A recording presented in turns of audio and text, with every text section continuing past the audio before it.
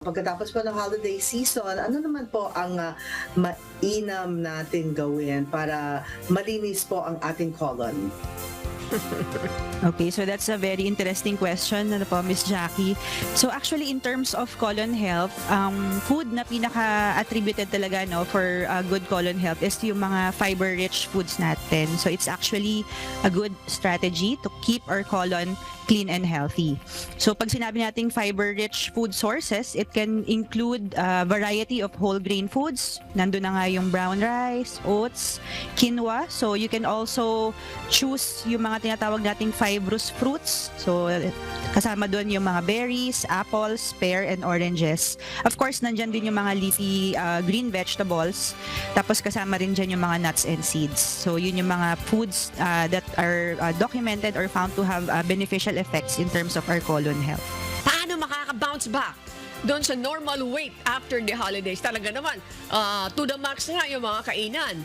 Medyo nag-gain ng weight. Ano po? Paano maibabalik Yes. doon sa normal na timbang? Dr. Maricar, thank you po. Makisagot Actually, yan. O, doon sa abangan yung sagot ni Doktora.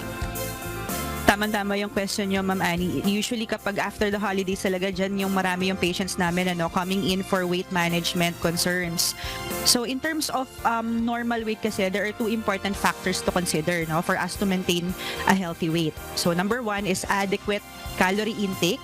So it can influence yung calorie or energy coming into the body. And then the other factor naman is yung pagkakaroon ng regular exercise or physical activity, which can influence naman yung ating energy expenditure.